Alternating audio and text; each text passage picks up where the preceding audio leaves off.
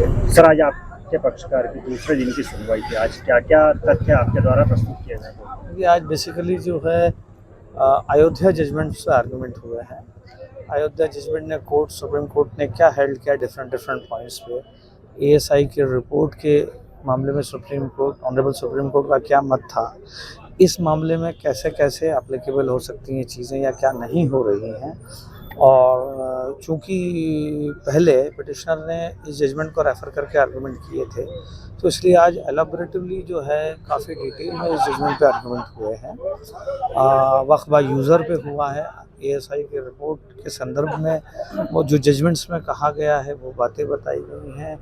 DT के right पर land को जो है डीटी समझा जा सकता है या नहीं समझा जा सकता है, तो वो सुप्रीम कोर्ट ने जो उस समय जो प्रिंसिपल्स या जो भी रेशियो हेल्ड किए थे उन पर आज आर्गूमेंट हुए हैं। और कल भी जो है कुछ पार्ट उसका बचा है, उसके बाद जो है दूसरे हिस्टोरिकल एस्पेक्ट्स और उस पर होंगे।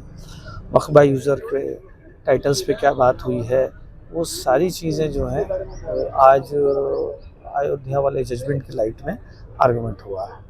सर, हिंदू पक्ष की ओर से कहा गया था मंदिर जो होता है वो मंदिर ही रहता है। क्या इस पर भी कोई बहस आज हुई है? चर्चा में अभी जो बहस चल रही है वो सब लीगल पॉइंट्स पे चल रही है। और लीगल पॉइंट्स में जो है Waqf by user, previous histories, ASI के रिपोर्ट्स और मेंटेनेबिलिटी पे, रेजिडिटी काटा पे, और ये जिस प्रकार के जो डिस्प्यूट्स हैं वो किस तरीके से डिसाइड किए जाने चाहिए, उनके संदर्भ में सुप्रीम कोर्ट ने क्या कहा है, उन सारी चीज़ों पे अभी आर्गूमेंट चल रहे हैं। 1954 के एक आदेश को लेकर भी कोई चर्चा हुई है? 1952 के आदेश के लिए अभी जो है वो अभी हमारी तरफ से अभी काफ़ी आर्गूमेंट्स बाकी हैं, तो वो आगे की स्टेज पे जो है आर्गूमेंट्स एडवांस होंगे। अभी तो जो मैंने आपको बताया कि आज प्योरली अयोध्या का जो एम सिद्दीक वाला जजमेंट है उसी पर आज फोकस करते हुए मेन आर्गूमेंट हमारी तरफ से हुए हैं। सलमान खुर्शीद साहब ने आर्गूमेंट किया है, थ्रू आर्गूमेंट किया है, तो उन्होंने ही आज आर्गूमेंट किया, कल भी उन्होंने ही आर्गूमेंट किया था। एएसआई की तरफ से भी कोई आज चर्चा की? एएसआई की तरफ से आज नहीं, कुछ भी आर्गूमेंट नहीं हुए, अभी तो हमारे ही आर्गूमेंट चल रहे हैं। हाँ, एक परसों जो है, कल की बजाय परसों जो है एएसआई ने कुछ पार्ट पे आर्गूमेंट किया था, और उसके बाद सलमान खुर्शीद साहब ने कल से रिस्पोंडेंट नंबर 8 की तरफ से आर्गूमेंट शुरू किया।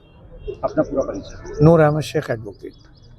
भाई, मेंटेनेबिलिटी को लेकर के एक लंबा विवाद जो धार मोर्चा बना है, आज भी सुनवाई हुई है। किस तरीके का पक्ष तथ्य आपकी ओर से रखे हैं? देखिए, मेंटेनेबिलिटी हम उसको लेकर के पिछले महीने सुप्रीम कोर्ट की शरण में भी गए थे, लेकिन सुप्रीम कोर्ट ने यह कहकर के उसको आगे बढ़ा दिया कि जो भी डिसाइड करेगी हाई कोर्ट डिसाइड करेगी, और हाई कोर्ट को कुछ सजेशन और कुछ गाइडलाइन भी दी थी उन्होंने, उसके ही आधार पर कल आर्गूमेंट चला। और हमारी तरफ से मौलाना कमालुद्दीन वेलफेयर सोसाइटी की तरफ से रिस्पोंडेंट नंबर 8 होने के नाते सलमान खुर्शीद जी ने, वरिष्ठ अधिवक्ता ने, उसमें आर्गूमेंट किए और ये अपनी बात रखी कि हमने जो मेंटेनेबिलिटी पर सवाल उठाए हैं और जो वीडियोग्राफी के लिए हमने मांग की है, तो कल माननीय कोर्ट ने वीडियोग्राफी के लिए पुरातत्व विभाग को आदेशित किया है कि 27 अप्रैल तक किसी भी तरह से पक्षों को वीडियोग्राफी उपलब्ध कराई जाए, ताकि वो अपने ऑब्जेक्शन वीडियोग्राफी के आधार पर पेश कर सके। और मेंटेनेबिलिटी इसलिए भी मेन हो गई कि आज के आर्गूमेंट में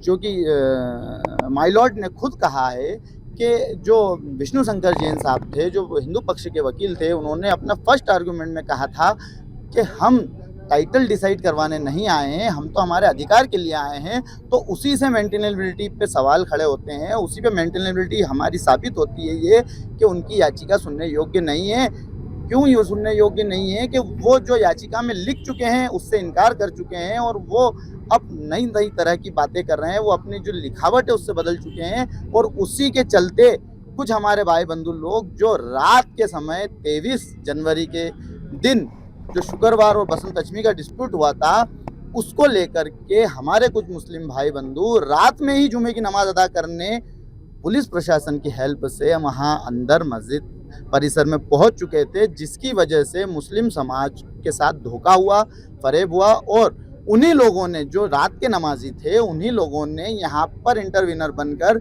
एक सिविल सूट धार न्यायालय में पेश किया है, जो सरकारी वकीलों की मदद करेगा। इसी आधार पर हमने इनको कहा है कि मेंटेनेबिलिटी नहीं है ये याचिका, आपको अगर यहाँ कुछ डिसाइड करना है तो वो यहाँ डिसाइड नहीं होगा।